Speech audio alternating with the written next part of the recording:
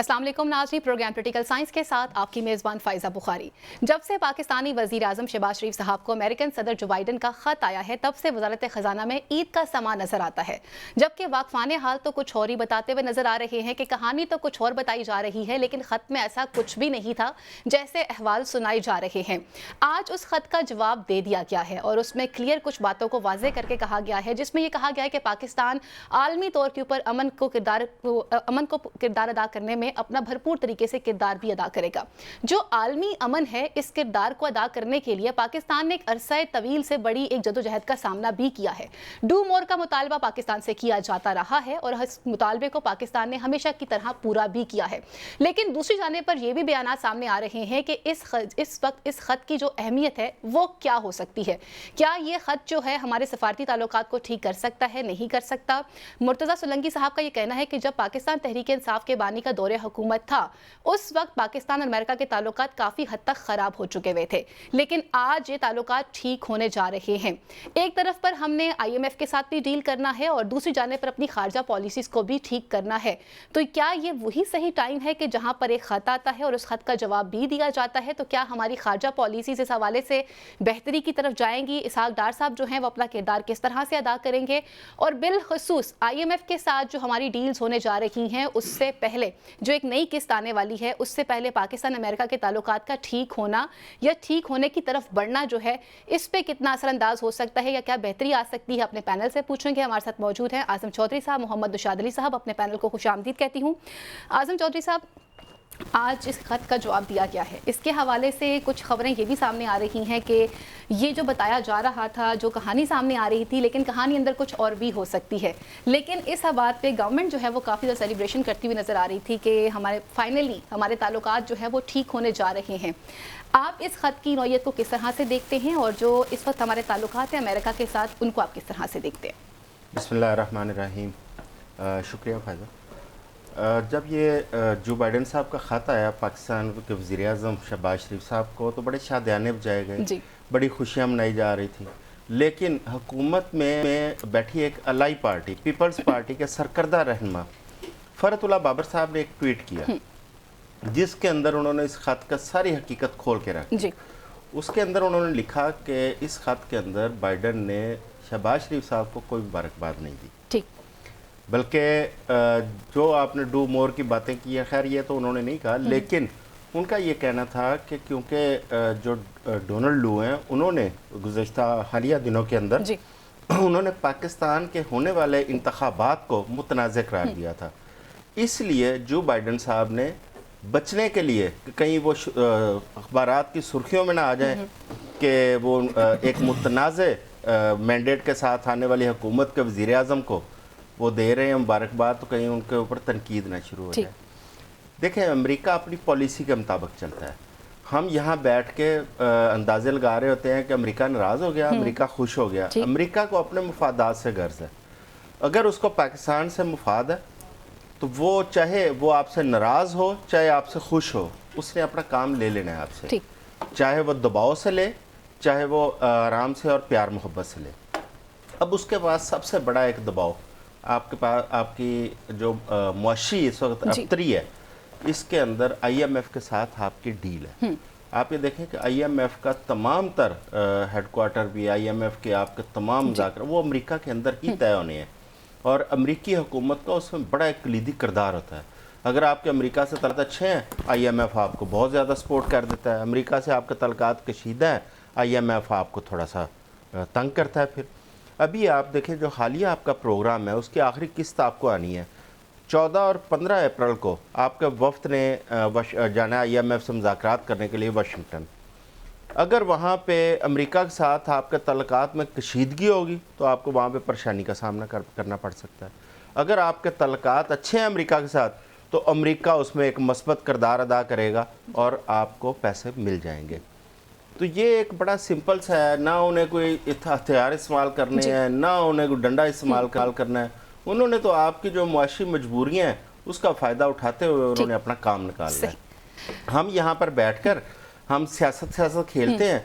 एक पार्टी खुश होती है, वो जी खत नहीं आया, दूसरी खुश होती है, वो जी फोन नहीं आया, वो कहते हैं जी खत आ गया। ये वो वैसे ही है जैसी एक फिल्म हमने देखी थी, اس میں ایک لڑکی کو وہ فون آنا تھا، خط آنا تھا یا فون آنا تھا، تو وہ فون آتا ہے تو کہتے ہیں جی پاکستان سے فون آ گیا، تو وہ جس کا ایک مشہور ڈائلاگ تھا کہ سرفراز کبھی جھوٹ نہیں بولتا.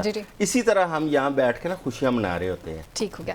نوشاد صاحب، خط آ گیا، خط نہیں آیا ہے، لیکن اس وقت جو سب سے زیادہ ڈیبیٹیبل چیز ہے وہ ہمارے سفارتی تعلقات ہیں. اور مرتضیٰ سولنگی صاحب نے جن چیزوں کی طرف اشارہ کیا ہے کہ بانی تحریک انصاف کا جو دور حکومت تھا اس وقت پاکستان امریکہ کے تعلقات اس نوعیت کے نہیں تھے جیسے ہونے چاہیے تھے.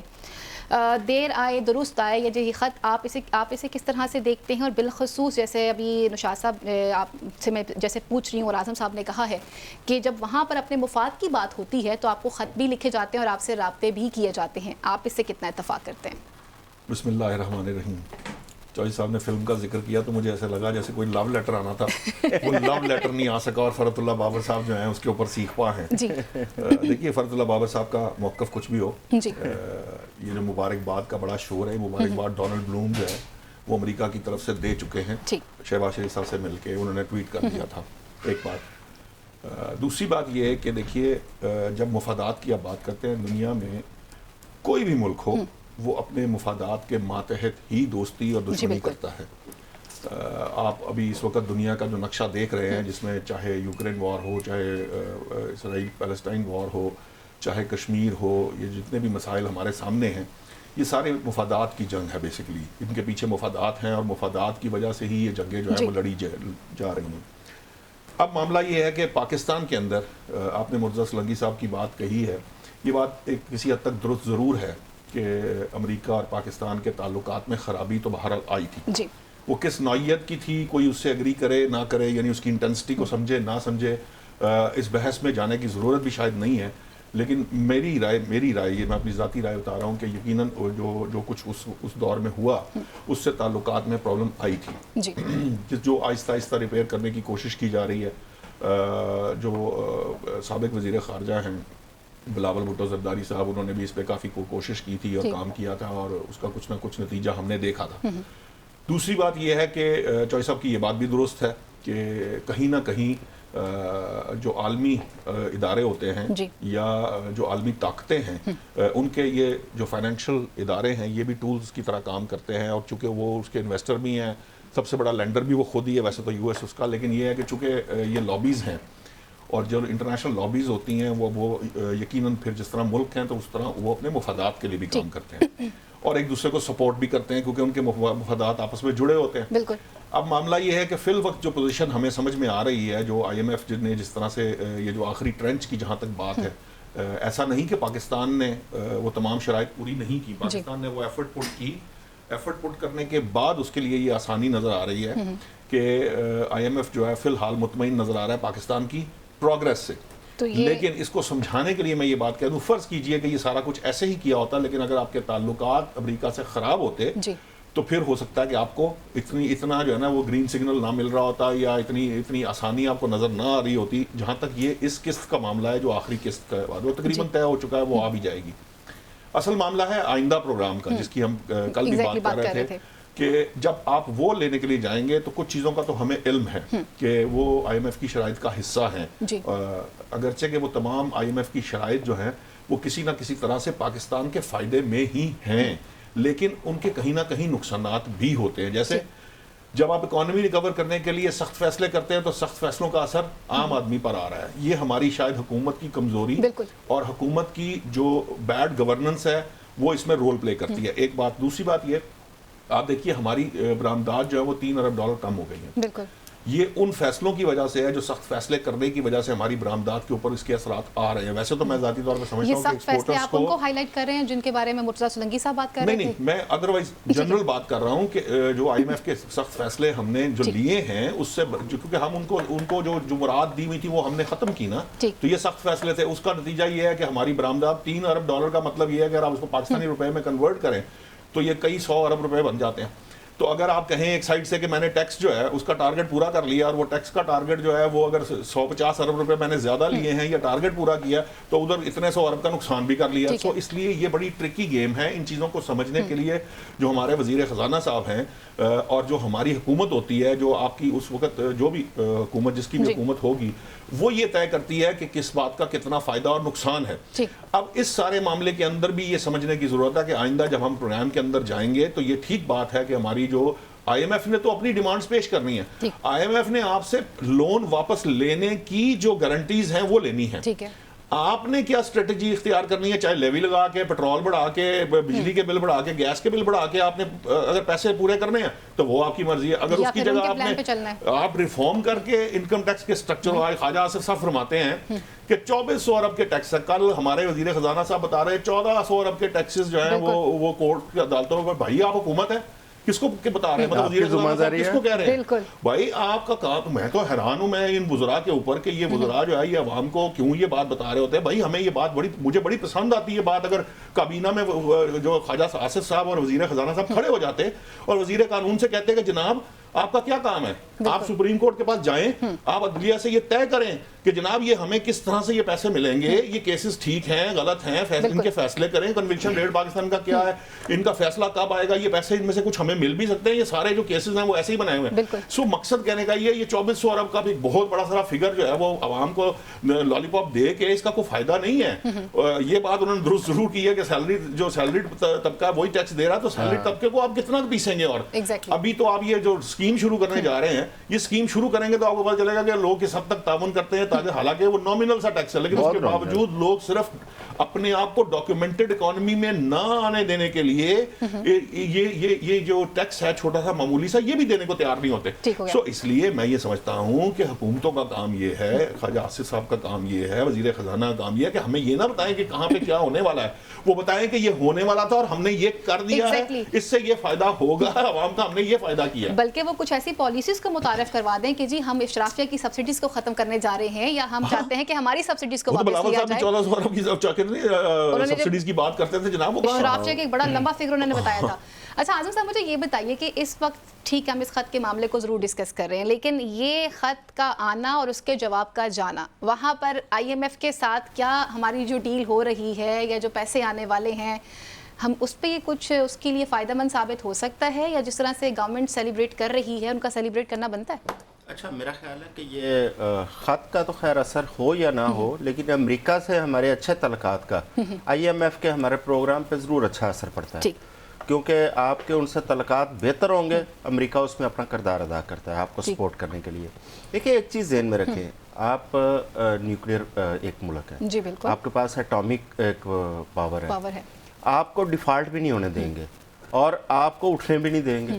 آپ کو اس قدر ایک دباؤ میں رکھا ہوا ہے. آپ کو یاد ہوگا پہلے ہم ایف اے ٹی ایف کی شرائط پوری کرتے رہے ہیں, اور وہ اتنی کڑی شرائط تھی, ان کو پورے کرتے کرتے ہماری پوری اسٹیٹ مشینری کے پسینے چھوٹ گئے تھے.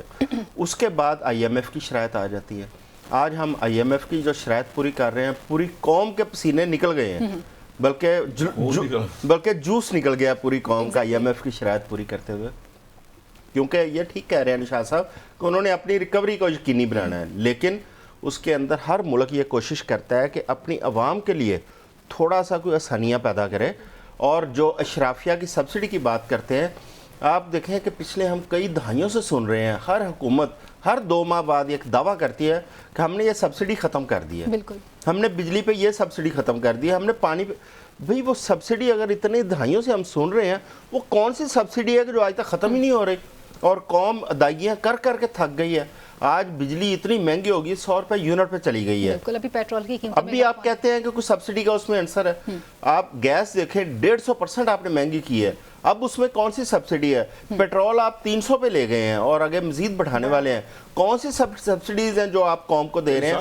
وہ آپ نے خواجہ آصف صاحب کا ٹویٹ میں تو مجھے ہنسی چھوٹ گئی کہ جی ہمارے سیالکوٹ میں ایک گھرانہ ہے, وہ جناب بجلی چوری کرتا ہے, ان کی شادیوں میں اتنے پیسے لگتے ہیں, گاڑیاں اتنی ہوتی ہیں, مہینوں شادیاں. بھائی آپ منسٹر ہیں, خدا کا واسطہ آپ حکومت ہیں, ہاں آپ حکومت ہیں, بھائی ان کے خلاف ایکشن کروائیں. بالکل یہ تو حالات ہیں ہمارے نظام کے. یہ ٹھیک ہے کہ حکومتوں جو ہمارے حکومتی وزراء ہیں, جن کا کام ہے, جن کی ذمہ داری ہے, جو پارلیمنٹ کے اندر بیٹھے ہیں وہ وہاں پہ یہ رونا رو رہے ہیں اور کیسے یہ ٹھیک ہوں گی چیزیں. اچھا یہ سبسڈی والا معاملہ, یہ جو گورکھ دھندا ہے نا, یہ آج تک عوام کی سمجھ میں نہیں آنے دیا گیا.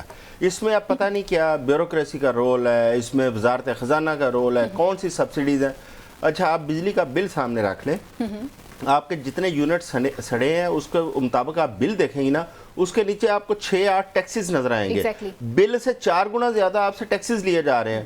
پھر کون سی سبسڈی دے رہے ہیں آپ؟ تو الٹا اس قوم کو لوٹ رہے ہیں. ٹیکس پر ٹیکس ہے, یعنی ٹیکس پر ٹیکس ایڈ کر کے کیلکولیٹ کر کے پھر ٹیکس لگایا. جب کسی دنیا میں کہیں نہیں ہوتا. جب کسی ٹیکس کا ان کو نام نہیں لکھنا آتا, وہاں لکھ دیا ایکسٹرا ٹیکس. بھئی وہ کون سا ایکسٹرا ٹیکس ہے جو ہم سے لے رہے ہیں آپ؟ وہ شاید ہماری سانس لینے کا دنیا میں ڈبل ٹیکسیشن کا کانسیپٹ نہیں ہو سکتا. ٹیکس ایک دفعہ ہوتا ہے, ٹیکس کو اوریجنل اماؤنٹ میں کیلکولیٹ کر کے اس پر ٹیکس نہیں ڈالا جا سکتا. لیکن ہمارے یہاں ڈلتا ہے. یہاں پہ حوالے سے جو ریفارمز ہیں جس کو ہم نے اپنے پروگرام میں فردر کئی دفعہ ڈسکس بھی کیا ہے, اور پھر کچھ اعظم صاحب نے بھی چیزوں کو ہائی لائٹ کیا تھا کہ ایک تاجر طبقہ وہ بھی ہے جو ڈاکومنٹس کی فارم کے اندر پرچیوں کی صورت پہ آج بھی چل رہا ہے, لیکن آپ اس مافیا کو بھی ہاتھ نہیں لگا سکتے, آپ یہاں پہ بھی بات نہیں کر سکتے.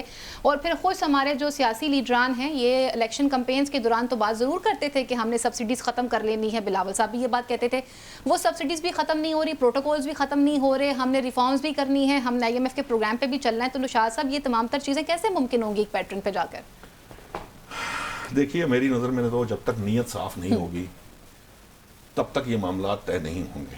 یہ ضروری ہے. دیکھیں آپ کسی چیز کی ابتدا کریں گے وہ گھر سے کی جا سکتی ہے. تو خواجہ آصف صاحب کو میرا مشورہ تو یہ بھی ہے کہ جناب آپ کے سامنے وہ آپ کہہ رہے ہیں, ٹویٹ کر کے بتا رہے ہیں, خدا را کنسرنڈ اتھارٹیز کو ساتھ لے کے جائیں اور اپنے اس معاملے کو کریں. ابتدا کریں نا, پہلا قطرہ بنے. جیسے ہی وہ پہلا قطرہ بنیں گے دوسرے وزراء میں بھی یہ عرض جائے گی کہ ہم بھی اس طرح کے لوگ پکڑیں. عوام میں بھی یہ ایگزامپل بنانے کی جو صحیح شروع ہوگی, اور وہ بھی جو بندہ جو آپ کی گلی کے نکر میں یا کسی جگہ پہ جو چوری کر رہا ہے وہ لوگ کہیں گے کہ ان کا بل ہمیں دینا پڑتا ہے, تو ان کے خلاف بھی کام کیا جانا چاہیے. اور یہ خود سے بھی طے, میں آپ کو بتاؤں آرٹیفیشل انٹیلیجنس اس سطح کو پہنچ چکی ہے کہ یہ کوئی بڑی بات ہے ہی نہیں کہ اگر آپ جو ہے وہ اس کے ہاؤس ہولڈ کو اس آرٹیفیشل انٹیلیجنس کے ذریعے پکڑ نہ سکیں کہ کیا یہ بندہ, یہ شخص جو ہے اس کا یہ جو لائف کا سٹائل ہے اور یہ اتنی گاڑیاں ہیں ان کے پاس, اتنا سارا کچھ ہے, تو کیا یہ جو بجلی کنزیوم کرتے ہیں وہ اس کا بل جو ہے وہ 10,000 یا 15,000 آنا چاہیے؟ وہ صاف پتہ چل جاتا. بلکہ آپ اگر صرف علاقوں کے جو لائن مین ہیں ان سے پوچھ لیجئے, وہ بھی اسیسمنٹ صحیح کر دیں تو آپ کو سارا کچھ باہر. بات یہ ہے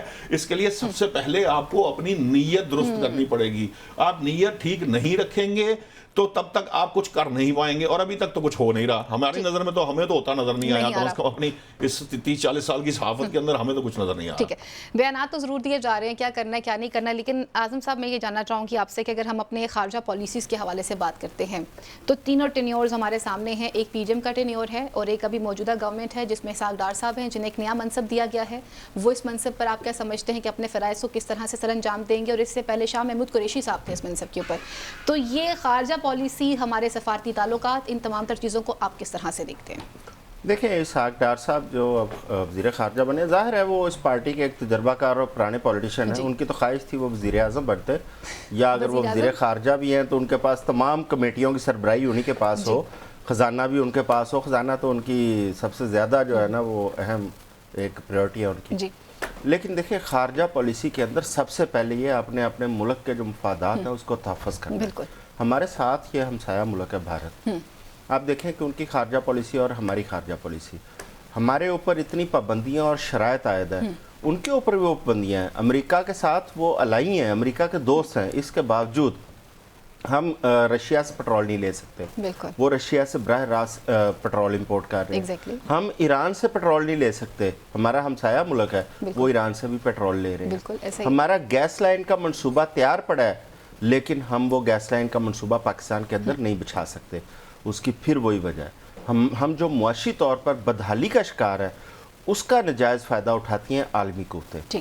اور جن ملکوں کے اوپر انہوں نے سینکشنز لگائی ہیں وہ سینکشنز ہمارے اوپر تو سب سے پہلے اپلائی ہو جاتی ہیں نا کہ آپ ان ممالک کے ساتھ تجارت نہیں کر سکتے.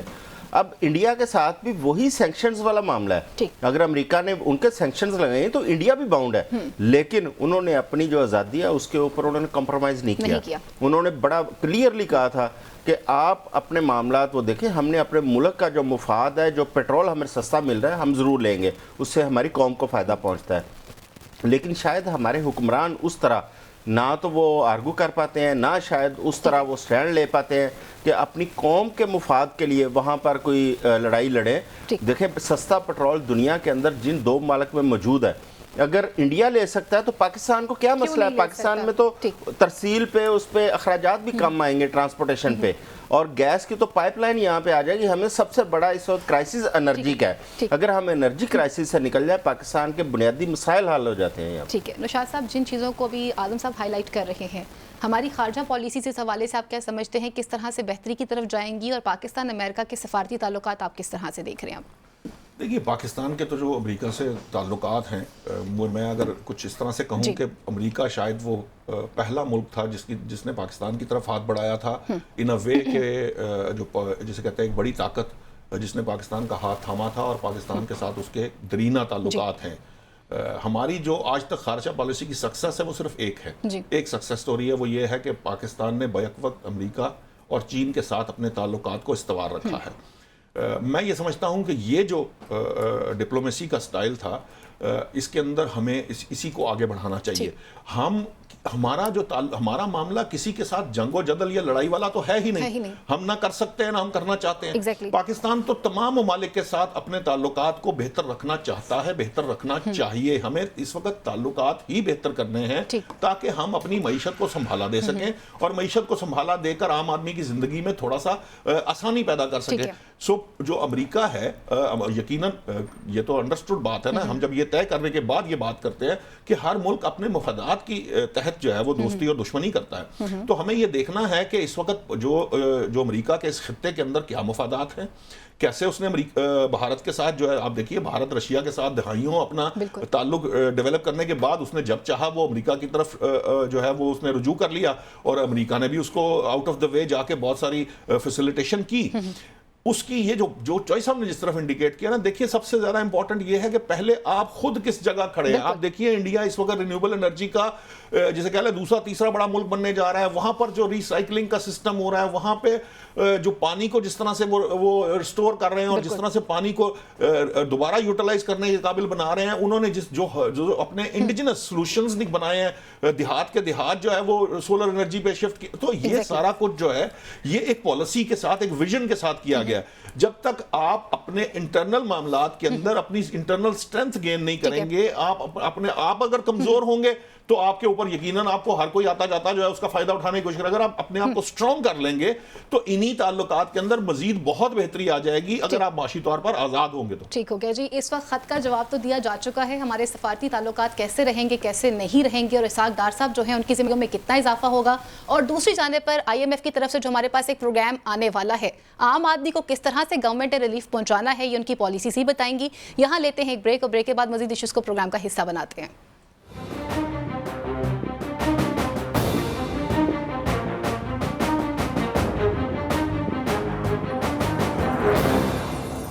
جی ویلکم بیک ناظرین. اب کچھ بات کرتے ہیں دوسرے خط کے حوالے سے, جس کے حوالے سے ہم پہلے بھی پروگرام کر چکے ہوئے ہیں. 6 ججز نے خط لکھا ہے, اور اس خط کا جو متن ہم نے آپ کو بتایا تھا وہ چاہتے تھے کہ صاف اور شفاف کارروائی ہونی چاہیے, اور اسی کا جواب دیتے ہوئے فوری طور پر کمیشن بنایا جاتا ہے جس میں یک رکنی بینچ بنایا جاتا ہے, اور یہ کہا جاتا ہے کہ ایک ریٹائرڈ جج جو ہیں وہ اس کمیشن کو سنبھالتے ہوئے نظر آئیں گے. اور اسی نتیجے میں ہم نے دیکھا تھا کہ تصدق حسین جیلانی صاحب کا نام سامنے آیا ہے.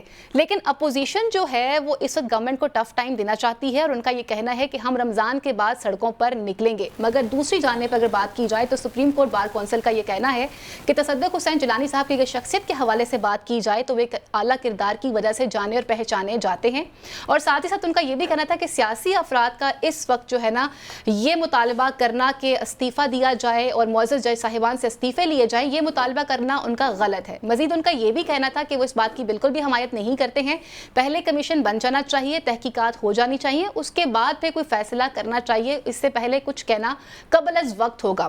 ایک طرف پر تو یہ سچویشن ہے جہاں پہ پنجاب بار کونسل کی جانب سے بھی یہی بیان دیا گیا ہے, ان کا بھی یہی کہنا ہے کہ جی اس وقت جو یہ جسٹس ہے ان کی شخصیت جو ہے وہ غیر متنازع ہے. اور میرے خیال سے کہ یہ جو بیانات سامنے آ رہے ہیں, ان بیانات کے برعکس جو ہے دوسری جانب پر بلوچستان کی طرف جو ہے اگر رخ کیا جائے تو بلوچستان کی طرف ہمیں یہ نظر آتا ہے کہ وہاں پر یہ اعلامیہ نظر آ جاتا ہے. وہ یہ کہتے ہیں کہ ہم اس بینچ کو ماننے سے انکار کرتے ہیں, اور ان کا یہ بھی کہنا تھا کہ ہاؤ اٹ کوڈ پاسبل کہ ایک ریٹائرڈ جج جو ہے وہ باقی ججز کے لیے کس طرح سے ریلیف لے کر آ سکتا ہے, ان کے مسائل کو حل کر سکتا ہے. اپنے پینل کی طرف بڑھتے ہیں. نوشاد صاحب آپ سے پوچھنا چاہوں گی کہ اگر ہم بات کرتے ہیں ایک خط کے حوالے سے, ایک خط تو وہ تھا جو ہمیں پہلے کہیں اور سے آیا تھا, یہ خط وہ ہے جو ہمارے معزز ججز صاحبان نے لکھا تھا.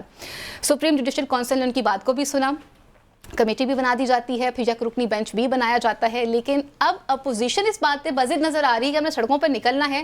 آج دیکھیں تو سپریم کورٹ بار کونسل بھی بول گئی ہے, پنجاب بار کونسل نے بھی اپنا بیان جاری کیا ہے. آپ اسے کس طرح سے دیکھتے ہیں؟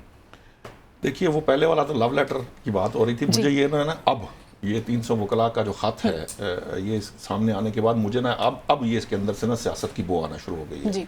کل تک میں یہ نہیں سمجھ رہا تھا, کل تک میں یہی سمجھ رہا تھا کہ جی اگر 6 ججز یہ سمجھتے ہیں کہ ان کے پاس کوئی ایسی بات ہے, اگرچہ کہ میں اس چیز کا قائل ہوں یا میں یہ کہہ بھی رہا تھا کہ ججز کو خود سے اس کے اوپر ایکشن لینا چاہیے تھا, وہ کنٹیمپٹ بھی کر سکتے تھے اور وہ اس کے خلاف ایکشن لے رہے. چلے مان لیا وہ یہ سمجھتے تھے کہ طریقہ کار یہ ہونا چاہیے کہ اپنے چیف جسٹس کو پہلے اطلاع کریں. پھر ہم نے کل جب اس پہ بات کی تو ہمارا یہ خیال تھا, میرا بھی یہی خیال تھا, چوہدری صاحب سے میں ایگری کرتا ہوں کہ اسلام آباد ہائی کورٹ کے چیف جسٹس کو اس کے اوپر اس کو نوٹس لینا چاہیے تھا اور اس پہ کارروائی کا آغاز کرنا چاہیے تھا. چلیں فرض کی اب یہ پھر ہم فرض کر لیتے ہیں کہ نہیں ہوا.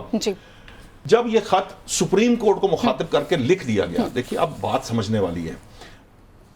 جو 6 جج صاحبان ہیں انہوں نے سپریم کورٹ کو ایڈریس کیا, سپریم جوڈیشل کاؤنسل کے لیے, ٹھیک ہے. سپریم کورٹ نے ایک فل کورٹ بٹھائی. بالکل. اس خط کے بعد اس فل کورٹ کے اندر چیف جسٹس سے کو یہ مشورہ دیا گیا کہ آپ جو ہے, یہ بات مصدق ملک صاحب نے اب یہ بیان کر دی ہے, میں انہی کے پرسپیکٹو میں آپ کو یہ بات بتا رہا ہوں کیونکہ مجھے نہیں معلوم, میں اپنے ذرائع کے بنیاد پر یہ بات نہیں کر رہا, مصدق ملک صاحب کے بیان کے مطابق بات کر رہا ہوں کہ انہوں نے کہا کہ جی فل کورٹ نے ان کو یہ مشورہ دیا کہ آپ جو ہے حکومت کو اس میں انوالو کریں اور کمیشن بنوائیں. بالکل. انہوں نے وزیر اعظم صاحب کو پیغام بھیجا, وہ ان سے ملنے گئے, وہاں یہ بات طے ہو گئی, ایک کمیشن ترتیب دے دیا گیا. بالکل. اب کمیشن جو ہے اس کے سربراہ کا اعلان بھی ہو گیا. اب وہ سربراہ جو ہے ان کی ذات کی حد تک, اب یہ کل سے میں یہ ایک بڑی دلچسپ بات میں نے دیکھی کہ آپ کہیں پر بھی کسی واٹس ایپ گروپ میں, کسی ٹویٹر پہ, کسی پروگرام کے اندر, کسی میڈیا پرسن کے جو پاکستان تحریک انصاف کے پرسپیکٹو میں بات کر رہا ہے وہ ایک ہی بات کہہ رہا ہے کہ جی ہمیں شخصیت پر کوئی بات نہیں ہے, جیلانی صاحب کی شخصیت پہ ہمیں کوئی معاملہ نہیں, اور یہ سارے سنک ہو کے بات کرتے ہیں. لیکن ہم جو ہے نا ہمیں وہ جو ہے نا وہ چاہیے حاضر سروس ججز کا کمیشن چاہیے یا وہ چاہیے.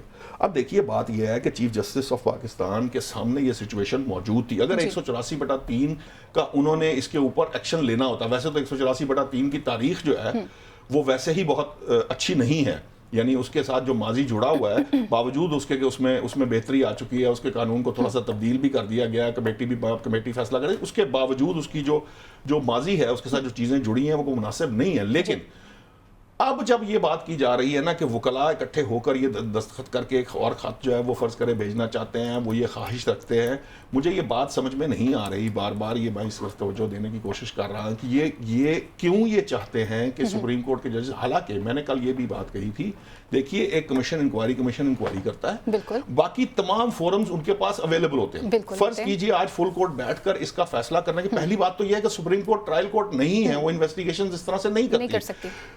فرض کر لیں وہ کرتی ہے, ایک آدھ کمیشن ہم نے دیکھا, ناصر ملک کا کمیشن تھا میرا خیال ہے, جو جس کے اوپر یہ جس کو ایگزامپل یا کوٹ کرنے کی کوشش کری, اس کی فائنڈنگز بھی ہمارے سامنے ہی ہیں, کیا اس کا نکلا اور کیا نہیں نکلا, اس پہ کیا عمل درآمد ہوا. بات یہ ہے کہ اگر اس کی جگہ پہ اگر شاید یہ اس چیز کو انفورس کیا جائے یا اس کو بیک اپ کیا جائے کہ جی یہ جو کمیشن بن رہا ہے اس کے TORs کیا ہیں, وہ کس طرح سے انشور کریں گے کہ اس کا فیصلہ آئے, اور پھر جب فیصلہ آئے اس پہ عمل درآمد کس طرح سے حکومت کرے گی یا نہیں کرے گی, اس کو انشور کیا جائے, تو وہ میرا خیال ہے زیادہ بہتر پوزیشن ہوتی اگر آپ وہ لیتے. لیکن چونکہ ہمارے ہاں ایک پرابلم ہے کہ ہم نے چونکہ سیاست کے پرسپیکٹو میں چیزوں کو دیکھنا ہے. چوہدری صاحب نے کل یہ بات کہی تھی, میں بھی ذاتی طور پر یہ سمجھتا ہوں یہ سیاست کا معاملہ نہیں ہے, اس کو سیاسی جماعتوں کو یا سیاستدانوں کو اس میں انوالو نہیں ہونا چاہیے یا اس میں سیاست کو انوالو نہیں کرنا چاہیے.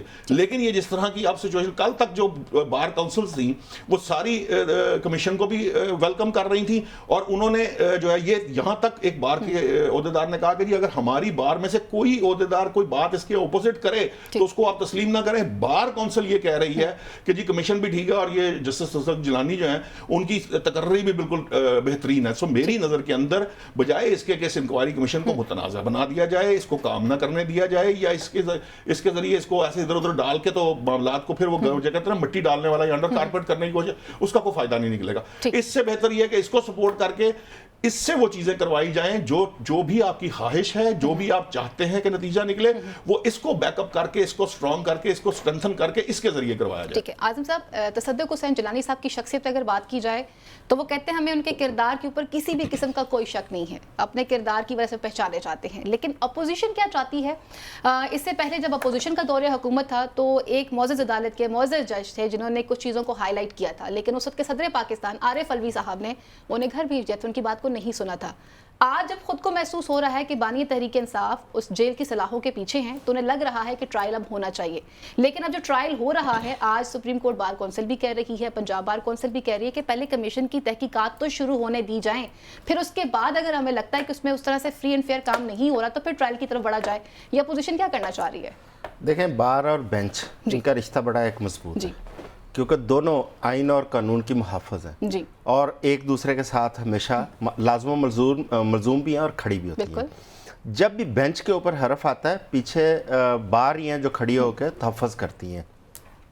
آج جب بارز یہ بات کر رہی ہیں کہ عدلیہ کے اپنے عزت اور وقار کا معاملہ ہے, میں نے کل بھی یہ عرض کیا تھا کہ ایک شخص جو ریٹائرڈ جج ہے, آپ ان کی شخصیت پہ مت جائیں, آپ صرف اس چیز پہ آئیں کیا ریٹائرڈ جج وہ اتنا وزن اٹھا پائیں گے, کیا وہ اس کی انکوائری جس طرح کے اختیارات ان کو تفویض کیے گئے ہیں, اگر یہ ڈائیورٹ ہوتا ہے حاضر ڈیوٹی ججوں کی طرف تو کیا وہ ان کی ایسی اتھارٹی ہوگی کہ وہ حاضر ڈیوٹی ججوں کی بھی انکوائری کر پائیں؟ نہیں کر پائیں گے. دیکھیں, دوسری بات یہ ہے کہ یہ میری عرض سن لینا, دوسری بات یہ ہے کہ یہ جوڈیشری کا اندرونی معاملہ ہے, اس میں ایگزیکٹو کو انوالو نہیں ہونا چاہیے تھا. ایگزیکٹو کے معاملے میں جوڈیشری, آپ دیکھیں نا, اب کہتے ہیں کہ پارلیمنٹ میں جوڈیشری انوالو نہ ہو, ٹھیک ہے, اب ایگزیکٹو جو ہیں وہ جوڈیشری کے معاملات میں انوالو ہو رہے ہیں, اس کی وجوہات ہیں. آپ کو 1997 1998 کی اگر تھوڑی سی ہسٹری یاد ہو, آپ کو یاد ہے کہ شہباز شریف صاحب کی ایک آڈیو بھی سامنے آئی تھی جسٹس قیوم کے حوالے سے, وہ انسٹرکشن دے رہے تھے کہ فیصلہ کیا کرنا ہے اور کیسے کرنا ہے, ٹھیک ہے. اس کے علاوہ بھی مسلم لیگ نون کی جو قیادت ہے اس کی ججوں کے حوالے سے ایک پوری ہسٹری یہاں پہ پائی جاتی ہے. اب آپ یہ تو اسی کے مترادف ہے, جس طرح کسی نے کیا خوب کہا کہ دودھ کی رکھوالی پہ بلی کو بٹھا دینا, تو یہ وہی ہے کہ شہباز شریف صاحب اوپر بیٹھے ہیں اور اس کے نیچے آپ توقع کر رہی ہیں کہ فیئر انویسٹیگیشن یا فیئر اس کی انکوائریز ہوں گی, یہ ممکن نہیں ہے. میں سمجھتا ہوں اس میں قاضی صاحب کو اپنا کردار ادا کرنا چاہیے تھا, قاضی صاحب کو فرنٹ فٹ پہ آنا چاہیے تھا. جوڈیشری کے اندر بہت سارے ایسے ججز بیٹھے ہیں جو غیر متنازع ہیں, جن کے اوپر کوئی بندہ, کسی پارٹی کا کوئی بندہ انگلی نہیں اٹھا رہا, جیسے یحییٰ فریدی ہیں, جیسے اطہر مین اللہ بیٹھے ہیں, اسی سپریم کورٹ میں بیٹھے ہیں. آپ کسی جج کو لگا دیتے, حاضر ڈیوٹی جج کو, یہ والا تنازع کھڑا ہی نہیں ہونا تھا. آپ نے اگر اس کمیشن کے اندر, یہ میں سمجھتا ہوں کہ آخری موقع ہے اس جوڈیشری کے پاس بھی اپنی عزت اور وقار کی بحالی کا. یہ بار بار جو عدلیہ تحریک چلتی ہیں, بار بار آپ جو ہے نا وہ پسپا ہوتے ہیں, کبھی آپ کامیاب ہوتے ہیں, یہ ایک ایسا موقع ہے کہ آپ اپنی عزت بحال کر سکتے ہیں. لیکن اس وقت بھی بڑے طریقے سے ایک تفریق پیدا کی جا رہی ہے, اندر ایک سیاست انوالو کی جا رہی ہے. آپ نے دیکھا ہے کہ پچھلے 2-3 دن سے ان 6 ججوں کی ٹرولنگ شروع ہو چکی ہے سوشل میڈیا کے اوپر, سو مچ سو. ابھی ہم خواجہ آصف صاحب کا ذکر کر رہے تھے, ان کا ٹویٹ پڑھا ہے آپ نے, یہ انہوں نے جو ٹویٹ کیا ہے, ان کو متنازع کیا جا رہا ہے. اب آپ آنے والے 2-4 دنوں میں, میری عرض سن لیں, 2-4 دنوں میں آپ دیکھیں گے ان ججوں کی جائیدادیں سامنے آنی شروع ہو جائیں گی سوشل میڈیا پہ, ان ججوں کے بچوں کی تفصیلات آنی شروع ہو جائیں گی, ان ججوں کے کردار پہ انگلیاں اٹھانی شروع کر دیں گے, ان ججوں کے بچوں کے کاروبار, ان کی تفصیلات سامنے آنی شروع ہو جائیں گی. یہ کون کر رہا ہے, کس کو پریشانی ہے ان 6 ججوں کے اس بات کے اوپر؟ دیکھیں, جو پارٹی اس وقت ٹرولنگ میں اس وقت شامل ہے, ہم بار بار کہتے ہیں کہ سوشل میڈیا کی ٹرولرز چاہے وہ کوئی بھی ہوں, ان سے سختی سے نمٹا جائے گا, اور اداروں کی یہ کمٹمنٹ بھی سامنے آتی ہے کہ ہم ان کو نہیں چھوڑیں گے. آج جو حاضر ڈیوٹی ججوں کے اوپر کیچڑ اچھال رہے ہیں, سب سے پہلے ان کو تو پکڑے. آپ کے پاس سائبر کرائم کا ایک قانون موجود ہے, ان کے خلاف تو کارروائی شروع کریں. میں ایک لائن پہلے ایڈ کر دوں, سوال ضرور پوچھے گا, اس میں ایک لائن ایڈ کر دوں کہ اس سے پہلے 1 مہینہ سے نا گزشتہ جسٹس عامر فاروق صاحب کے استعفے کے اوپر بھی ایک کمپین چل رہی ہے, علیمہ خان صاحبہ بھی ان پہ آرگومنٹ کر رہی تھی, وہ بھی کریں. اب 6 ججز کا معاملہ دیکھیے, ہم نے پہلے کہا تھا کہ ججز کو کسی صورت ٹرول نہیں کیا جانا چاہیے, لیکن کل میاں داؤد صاحب ہیں جنہوں نے ایک پٹیشن دائر کی تھی, انہوں نے ان 6 ججز کے جو فیصلے انہوں نے پچھلے 1 سال کے اندر کیے ہیں نا, کتنے کیسز ان کے سامنے ایک جماعت کے گئے, اس میں کتنے فیصلے انہوں نے حق میں کیے, کتنے ابھی پینڈنگ ہیں اور کتنے خلاف کیے. جو خلاف ہونے والے کیسز ہیں وہ بہت نہ ہونے کے برابر ہیں. سو میں اس بحث میں پھر بھی نہیں پڑوں گا, میں صرف آپ کو پوائنٹ کر رہا ہوں کہ یہ جو پوائنٹ ہے نا, یہ میں یہی تو کہہ رہا ہوں کہ اس کو سیاست میں نہ ڈالیں. اب یہ ہو رہا ہے کہ یہ اس خط کے بعد اب سیاست کی طرف آ رہا ہے معاملہ. لیکن ایک اور سوال یہاں پہ یہ بھی بنتا ہے نا کہ وہ کہہ رہے ہیں کہ جی حاضر جو ڈیوٹی ججز صاحبان ہیں ان میں سے کسی ایک کو لگا دیا جاتا. اس بات کو کون میک شور کرے گا کہ جو جج لگایا جائے گا وہ اس کی فیور کا ہو سکتا ہے, اس کی فیور کا ہو سکتا ہے, اس کی ٹرولنگ نہیں کی جائے گی یا اس کے بارے میں ہمیں کوئی چیز سامنے نظر نہیں آئے گی, کیونکہ ہمیں تو پچھلے ہسٹری یہ بھی بتاتی ہے کہ جو ججز صاحبان رہے ہیں, آپ نے تو ایک جج صاحب کا نام لے لیا ہے, اس سے پہلے باقی بھی کچھ ججز صاحبان رہے ہیں جن پہ اعتراضات سامنے آتے رہے ہیں. تو اس بات کو کیسے میک شور کیا جائے گا؟ کیا اپوزیشن کو بٹھا کے ان سے پوچھ کر بنایا جائے گا یا کس طرح کیا جائے گا؟ دیکھیے ایک بات میں اس کو جس طرح کنسپچولی جو میں بات بتا رہا ہوں, میری نظر میں سپریم کورٹ جو ہے چونکہ وہ انویسٹیگیشنز نہیں کرتی ڈائریکٹ. جب آپ کو یاد ہوگا میں نے کل جب ریفرنس دیا تھا کہ جب ایک سپروائزری جج لگایا گیا تھا پاناما کے کیسز کے اوپر ٹرائل کورٹ پر کہ وہ اس مخصوص ٹائم کے اندر لے کر فیصلہ آگے سپریم کورٹ کو دے, تب بھی اس کے اوپر آرگومنٹ ہوا تھا. ایک بات. دوسری بات یہ کہ میں بار بار آپ کو یہ بات بتا رہا ہوں کہ یہ چوئی صاحب یہ بات کرتے ہیں بھائی انویسٹیگیشن ایگزیکٹو نہیں کرنی ہے. چوئی صاحب اس بات کو تسلیم کرتے ہیں حاضر سروس جج ہوگا تو بھی انہوں نے آگے سے انویسٹیگیشن کروانی. جب انویسٹیگیشن کرنی ہی مقررہ نے آپ کی ایگزیکٹو نے تو جب ایگزیکٹو کرے گی تو وہ جو اپنا کمیشن بنا کر اور ایک ایسے شخص کو جس پہ آپ کو اعتراض نہیں ہے, جس کی شخصیت آپ ان کو موقع دے کر بات کرنے دیں. اگر فرض کر میں آپ چوئی صاحب کی طرح اگر فرض کر لیتے ہیں یہ جس طرح جو ہمارے وکلا صاحبان ہیں بھائی ہیں ہمارے, یہ سمجھتے ہیں کہ یہ جو کچھ کام شروع ہوا ہے کمیشن کا یہ ان کے مناسب, جس طرح آپ نے بات کہی تھی کہ وہ مناسب نہیں ہو رہا, تو اس کے بعد پھر یہ بات کر لیجیے گا. ابھی کام شروع ہوا نہیں ہے, ایک کمیشن بنا ہے, اس کے ٹی او آرز ابھی پوری طریقے سے یعنی جتنے کابینہ نے دینے تھے وہ نظر آئے ہیں اور اس کے فوراً بعد جو ہے وہ شروع ہو گیا. کیوں؟ میرا پوائنٹ یہاں پر صرف ایک ہے, مجھے صرف یہ بات کوئی جسٹیفائی کر دے کہ کیوں ایک جماعت اور اس کے جو وکلا ہیں ان کو یہ مسئلہ کیوں ہے کہ فرض کیجئے کہ یہ فائزہ بخاری صاحبہ اس کی انویسٹیگیشن نہ کرے, اعظم چودھری صاحب کرے. کیوں یہ ان کا حق کیوں؟ جب وہ کہتے ہیں کہ سیاسی نہیں ہے, جب اس میں سیاست کا کوئی معاملہ نہیں ہے, جب اس میں پولیٹیکل پارٹی انوالو نہیں ہے, وہ کیوں اس کے اوپر آرگومنٹ کر رہے ہیں؟ وہ بیسیکلی وہ اس کو سیاست کی نظر کر رہے ہیں, وہ سیاست کی نظر کرنا چاہ رہے ہیں. کیوں؟ اب میں آپ کو ایک اور پوائنٹ بتا دیتا ہوں کہ وہ لوگ جو یہ سمجھ رہے ہیں کہ جب استعفیٰ دینے سے اب جان چھوٹ جائے گی, اب استعفیٰ دینے سے جان نہیں چھوٹے گی, کیونکہ مظاہر علی نقوی صاحب کے کیس میں یہ طے ہو چکا ہے پریسیڈنٹ کہ اگر آپ استعفیٰ اس کے بعد بھی دیں گے جب آرگومنٹ ڈیولپ ہو چکا ہو تو آپ کی جان خلاصی نہیں ہوگی. اب جو معاملہ ہو رہا ہے, خیال یہ تھا کہ جیسے یہ خط آئے گا اس کے بعد کوئی یہاں پر بہت بڑا طوفان برپا ہو جائے گا, سسٹم ہل جائے گا, تباہی آ جائے گی, کوئی پتہ نہیں کیا ہو جائے گا. وہ ہوا نہیں, مقاصد پورے نہیں ہوئے. اب اس کو پولیٹیسائز کیا جا رہا ہے, اس کا کوئی فائدہ نہیں ہوگا. انہوں نے طریقے سے مینج کر لیا, انہوں نے اس معاملے کو جو ان کے سامنے آیا, اور چیف جسٹس صاحب کو یہ لگتا ہے کہ یہ کمیشن بنا کر بہتر طریقے سے انکوائری ہوتی تھی, یہ ان کا فیصلہ ہے, سپریم کورٹ کا فیصلہ ہے. آپ سپریم کورٹ کے فیصلے کو نہیں مانتے, آپ کہتے ہیں سپریم کورٹ کے فیصلے کو ہم نہیں مانتے, ہم کہتے ہیں کہ نہیں ان کے ہی بندے کریں. کیوں؟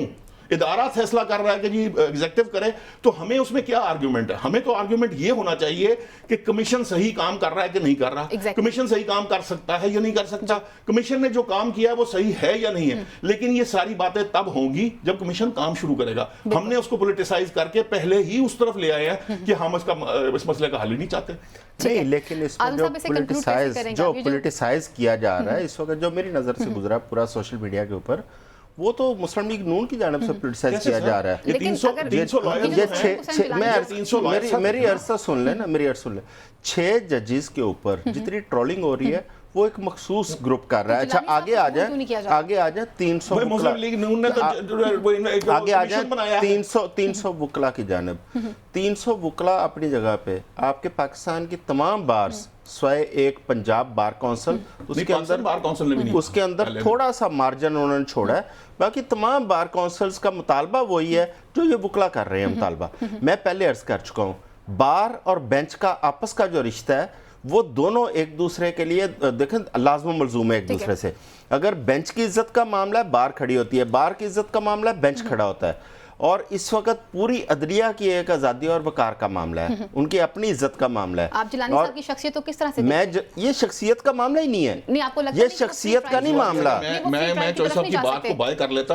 اگر بار نے پہلے آرگیومنٹ کیا ہوتا، بار نے آرگیومنٹ کیا ایک جماعت کی طرف سے آرگیومنٹ آنے کے بعد اس نے ان کو ٹو کرنا شروع کیا. پاکستان تحریک انصاف نے پہلے آرگیومنٹ کیا ہے، بارز نے بعد میں بات کی. اگر بارز پہلے کر دیتی تو میں یہ سمجھتا کہ بارز کا کوئی معاملہ اس طرح کا ہے. وہ جیلانی صاحب ان ریفارمز کو نہیں کر پائیں گے. بات جیلانی صاحب کا اچھا یہ بارز چیز کی انویسٹیگیشن کریں گے نہیں، جو ان کے سامنے ان کو مینڈیٹ دیا گیا ہے حکومت کی طرف سے، وہ اس کے اندر رہ کر جو بھی انویسٹیگیشن کرنی ہے وہ کرنی ہے. میں جو بار بار کہہ رہا ہوں کہ ہمیں تمام سیاسی جماعتوں کو چاہیے تھا بھائی، یہ کسی ایک کا تو معاملہ نہیں نا. فرض کر لیں کل یہ آج 6 ججز ہے، آج سے 4 سال بعد کچھ اور ججز ہو سکتے ہیں، یہ اس کے 3 سال بعد کوئی اور ججز. اچھا میں اس پہ آپ نے جو ابھی کہا نا کہ بارز نے بعد میں آئی ہیں، یار ہم لوگ نہ بار سے تعلق رکھتے ہیں، نہ ہمارا بینچ سے تعلق ہے، نہ ہمارا سیاست سے تعلق ہے.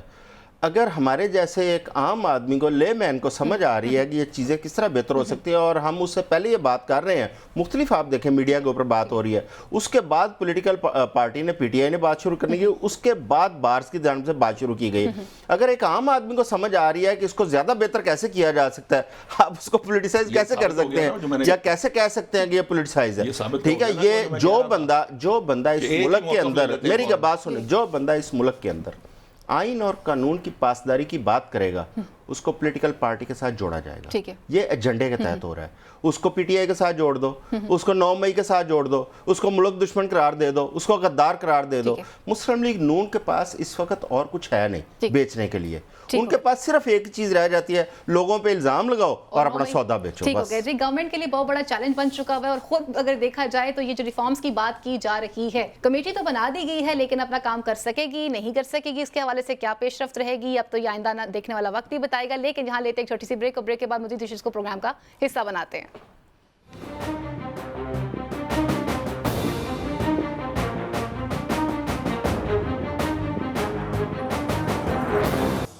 جی ویلکم بیک ناظرین. اب کچھ بات کرتے ہیں غزہ کے حوالے سے. اقوام متحدہ کے حوالے سے اگر بات کی جائے تو سلامتی کونسل کا غزہ میں جنگ بندی سے ریلیٹڈ ایک اجلاس ہوا، جس میں ایک چیز دیکھنے کو نئی نظر آئی تھی. وہ چیز یہ ہے کہ اس سے پہلے امریکہ نے ویٹو کیا تھا، لیکن اب کے اجلاس میں امریکہ کی جانب سے ویٹو نہیں کیا گیا، جس کے اوپر اسرائیل کی جانب سے بہت زیادہ ریئیکشن بھی آیا ہے. اقوام متحدہ کے اس اجلاس کے بعد دیکھا جائے تو مطالبہ کیا جا رہا تھا کہ فوری طور پہ جنگ بندی کی جائے، اور اس جنگ بندی کے معاملے کو فی الفور جو ہے وہ حل ہونا چاہیے. لیکن ابھی تک اسرائیل نے اس بات کو نہیں مانا ہے. اسرائیل کا یہ موقف ہے کہ جب تک ہمارے جرگمالی لوگ ہمیں واپس نہیں مل جائیں گے تب تک ہم جنگ بندی کی طرف نہیں بڑھیں گے. آج پوری دنیا میں ایسٹر منایا جا رہا ہے، اور اس موقع کے اوپر پوپ فرانسس نے بھی یہ مطالبہ کیا ہے کہ اس وقت جو نہتے لوگوں کو مارا جا رہا ہے جنگ بندی ہونی چاہیے، اور غزہ کے اندر اس وقت قتل عام کیا جا رہا ہے. اس سے پہلے امریکہ کے اندر تمام تر جو یہودی جماعتیں تھیں یا جو یہودی لوگ تھے، ان کی تنظیموں نے باقاعدہ احتجاج بھی ریکارڈ کروایا تھا کہ غزہ کے اندر اس وقت قتل عام کیا جا رہا ہے، اس قتل عام کو رکنا چاہیے. دوسری طرف پہ اگر دیکھا جائے تو اسرائیل میں بھی ایک کمپین سٹارٹ کر دی گئی ہے، جس میں نیتن یاہو کے استعفے کا مطالبہ کیا جا رہا ہے. ان کا یہ کہنا ہے کہ ہم اب مزید برداشت نہیں کر سکتے، جو ہمارے لوگ اس وقت گرفتار ہیں، جنہیں یرغمال بنایا ہوا ہے، ان کی واپسی کو بھی یقینی بنایا جائے، اور نیتن یاہو کو استعفیٰ دے کر اب گھر چلے جانا چاہیے. اعظم چودھری صاحب، غزہ کے اگر حوالے سے بات کی جائے تو افسوس سے کہنا پڑتا ہے کہ ابھی تک جنگ بندی نہیں ہو سکی ہے، اور سٹل اب تک جو ہے وہ ہلاکتوں کی تعداد میں مزید اضافہ ہو رہا ہے، اور اسی طرح سے جو زخمی ہیں وہ بھی دن بدن بڑھتے ہی چلے جا رہے ہیں.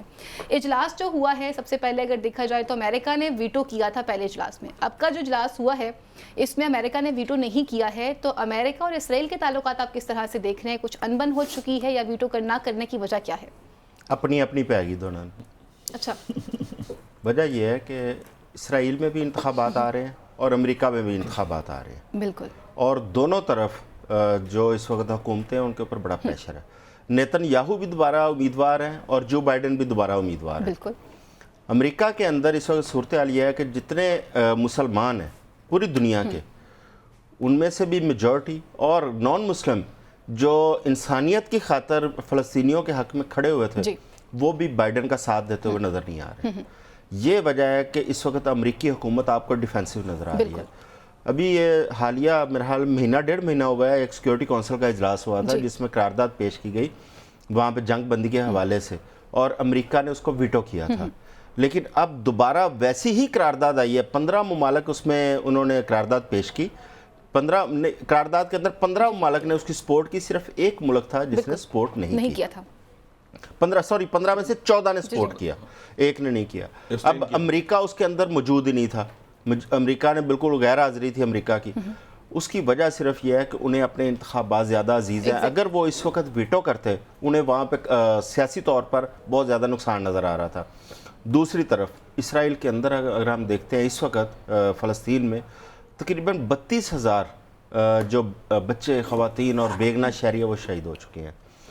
اور ہمیں مطلب اس چیز پہ تو خیر بہت افسوس بھی ہے، دکھ بھی ہے کہ ہمارے بہن بھائی وہاں پہ نہتے ہیں، بھوکے ہیں، بیمار ہیں، اور ان کو نہ امداد پہنچ رہی ہے، نہ ان کو وہاں پہ کسی قسم کی سپورٹ کی جا رہی ہے. اور عالمی طاقتیں اس طرح اپنا کردار ادا کرتی ہوئی نظر نہیں آ رہی تھی جس طرح انسانیت کے لیے کیا جانا چاہیے تھا.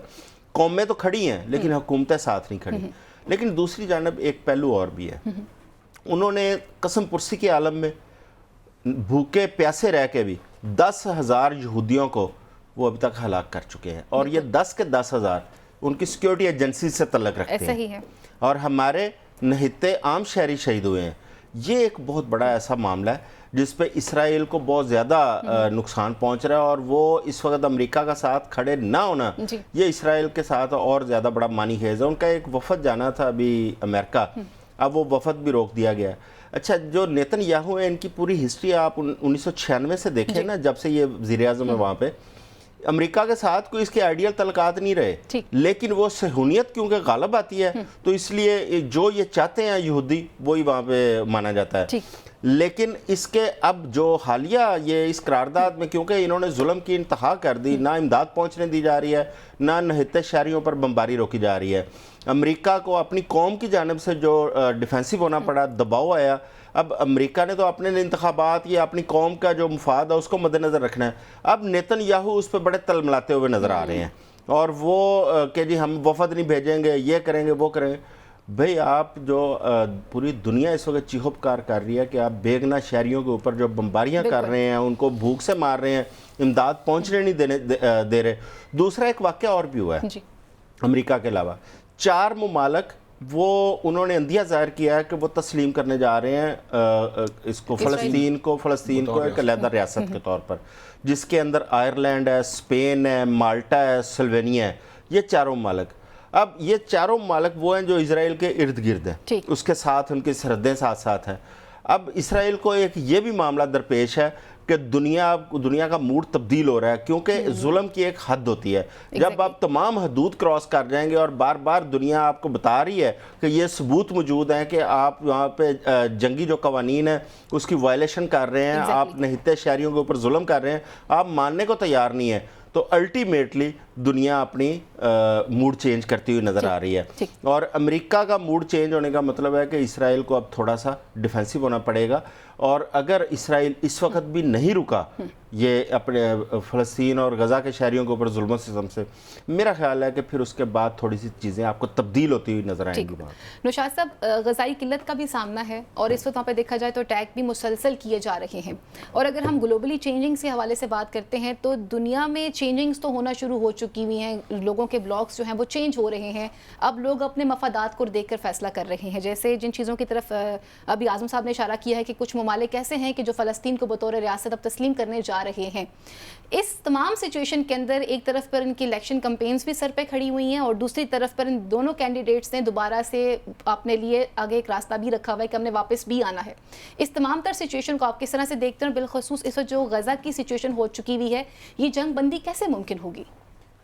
دیکھیں، پہلی بات تو یہ ہے کہ جو یہ سچویشن اس وقت کھڑی ہوئی، امریکہ نے جو ویٹو نہیں، پہلے 3 دفعہ اس نے قرارداد جو تھی وہ ویٹو کر دی تھی، یہ نہیں کی، ابسٹین کر دی. اس کی وجہ یہ تھی کہ اسرائیل رفح جو کمپین ہے وہ شروع کرنے جا رہا تھا. رفح یہ ہے کہ انہوں نے پہلے جو تمام فلسطینیوں کو ایک طرف دھکیلتے گئے. پہلے یہ انہیں کہہ رہے تھے کہ آپ اس مغربی کنارے سے نکل جائیں، پھر آپ اس طرف چلے جائیں، آپ اس طرف چلے جائیں.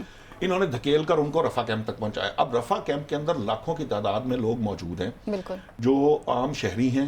اب وہ چونکہ اس کے یرغمالی جو ہیں وہ رہا نہیں ہوئے، وہ یہ اب اس نے ایک نیا جو معاملہ، پہلے اس نے اسپتالوں کو اسی چکر میں اسپتالوں کو برباد کیا، پھر اسکولوں کو برباد کیا، پھر یو این کے ایون اداروں کو یا ان کے جو کیمپس ہوتے ہیں جو امدادی کیمپس کو ان کو تباہ کیا. اب وہ جو جو رفح کا ریفیوجی کیمپ ہے وہ رفح کیمپین شروع کرنا چاہ رہا تھا اسرائیل، جس کے ساتھ امریکہ اگری نہیں کرتا تھا. امریکہ کا یہ کہنا تھا کہ اس سے کوئی فائدہ نہیں ہوگا، اس طرح یرغمالی نکلے نہ نکلیں لیکن ایک بہت بڑی تباہی سامنے آئے گی، اور وہ اس طرح کی تباہی ہو سکتی ہے جو کہ دنیا شاید اس کو ڈائجسٹ نہیں کر پائے گی. دنیا پہلے ہی یہ جو کچھ ہو چکا ہے، جتنا ظلم وہاں پہ ڈھا دیا گیا ہے وہ اس کو برداشت نہیں کر پا رہی. کبھی بھی اس طرح کی بات ہم نے نہیں سنی تھی کہ جو غیر مسلم ممالک ہیں ان کی طرف سے فلسطینی ریاست کی جو بطور ریاست تسلیم کی جانے کی کبھی کوئی بات ہو، میرے علم میں تو نہیں ہے، ہو سکتا ہوئی ہو لیکن میرے علم میں نہیں ہے، اس طرح سے عام نہیں تھی. لیکن اب یہ بات شروع ہو چکی ہے کیونکہ لوگ بھی دیکھ رہے ہیں نا. بہت سارے تو میں نے ایسے لوگ بھی دیکھے ہیں آسٹریلیا کے اندر اور دوسرے ممالک میں جو فلسطینیوں کے ریزسٹنس کو دیکھ کر وہ مسلمان ہو گئے ہیں کہ جی یہ کیا طریقہ کار ہے کہ یہودی اس طرح سے ظلم کریں اور مسلمانوں کے ساتھ جو کچھ سلوک ہو رہا ہے. سو اب معاملہ یہ ہے کہ انتخابی مہم اپنی جگہ ہے لیکن کچھ چیزیں ایسی ہیں جو انٹرنیشنلی جن کو جسٹیفائی نہیں کیا جا سکتا. امریکہ اگر اب اس کے پیچھے کھڑا ہوتا اور وہ رفح کا جو کیمپین ہے وہ شروع کر دیتا، باوجود اس کے کہ نتن یاہو یہ جو وفد کی بات کر رہے ہیں، یہ وفد اس لیے جا رہا تھا کہ وہ امریکہ کو یہ بریف کرے گا کہ وہاں پہ کہاں پہ ہم نے یرغمالی ہیں، کہاں سے ہم نے نکلنا ہے، کہاں سے آنا ہے، کہاں جانا ہے، کن کو ہم ماریں گے، کن کو، وہ صرف ان کو کرنے کے لیے. تو جب امریکہ نے اس کو ابسٹین ہی کر دیا قرارداد کو تو اب پھر اس کو بھیجنے کا فائدہ ہی کوئی نہیں رہا تھا وفد. تو وفد نے کیا جا کے کرنا تھا وہاں پہ. مسئلہ صرف یہ ہے، دیکھیے بات اب بڑی پرابلمٹک اس سے زیادہ بھی ہے. بالکل قومی سلامتی کے اندر اسرائیل کے خلاف ایسی قراردادیں موجود ہیں جو پاس کی گئیں، اس سے پہلے بھی اس کے خلاف قراردادیں موجود ہیں، ان پہ کبھی عمل نہیں ہوا. بالکل جنرل کونسل کے اندر تو سینکڑوں کے حساب سے ہیں، یہاں اگر درجنوں ہیں تو وہاں سینکڑوں ہیں.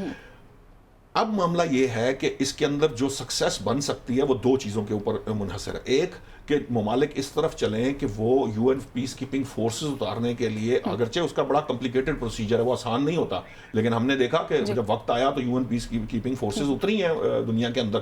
سو میری نظر میں یہ سمجھتا ہوں کہ سب سے زیادہ اب جو تمام ممالک ہیں ان کو اس طرف جانا چاہیے، کیونکہ اسرائیل نے تو اس قرارداد پہ عمل نہیں کیا، چونکہ قرارداد پاس ہو چکی ہے اور اس پہ عمل نہیں ہوا. اب اس کا جو بھی ٹائم فریم ہے جس طرح بھی ہے اس کے لیے تیاری کریں اور کوشش کریں کہ وہاں یو این پیس کیپنگ فورسز اتریں.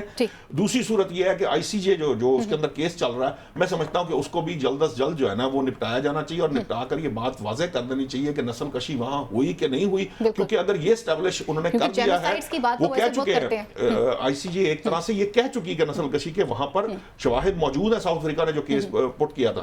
لیکن اب میں یہ سمجھتا ہوں کہ اس کا اگر فیصلہ آ جائے تو اور زیادہ بہتری آ سکتی ہے اس کے اندر کہ اسرائیل کا ہاتھ روکا جا سکتا ہے، اور اس کو اب ہی ہاتھ روک لینا چاہیے. کیونکہ اس سے آگے اگر رفح کیمپین کی طرف چلا گیا اسرائیل تو پھر بہت ہولناک تباہی جو ہے وہ ہو سکتی ہے، جو کہ میں نہیں سمجھتا کہ اس دنیا کو یا اس انسانیت کو وہ برداشت کرنی چاہیے. برداشت ہوگی. بالکل. اچھا عاظم صاحب، اگر ہم بات کرتے ہیں کہ سلامتی کونسل کا اجلاس ہوا، اب تو کلیئر کٹ کہا جا چکا ہے کہ جنگ بندی ہونی چاہیے، اور ماضی میں بھی کئی زیادہ جو ہیں وہاں پر اسرائیل کے خلاف آلریڈی وہاں پر ہمیں چیزیں نظر آ رہی ہیں کہ جن کے خلاف کمپینز ہوتی رہی ہیں. اب مجھے یہ بتائیے گا کہ یہ جو اسلامی ممالک کا کردار ہے، اب اسلامی ممالک کا کردار کیا ہونا چاہیے؟ وہ تمام 57 اسلامی ممالک جو ہیں اس وقت اپنا کیا کردار ادا کر سکتے ہیں؟ اسلامی ممالک تو اس وقت پورے یرغمال نظر آ رہے ہیں. آپ دیکھیں کہ پورا اسرائیل نے ہر اسلامی ملک کے اندر اس نے پنجے گاڑ لیے ہیں، کاروبار اپنے وہاں پہ وسیع کر لیے ہیں، وہاں پہ پوری طرح وہ اس وقت سیٹل ہو چکے ہیں، اور ہمیں ایسا نظر آتا ہے کہ اسلامی ممالک ان کے سامنے گھٹنے ٹیک چکے ہیں. اصولی طور پر یہ چاہیے تھا جب یہ فلسطین کے اوپر دھاوا بولا گیا، وہاں پہ بیگنا لوگوں کو مارا گیا، اسلامی ممالک اسی وقت صف اول پہ کھڑے ہوتے اپنا کردار ادا کرتے.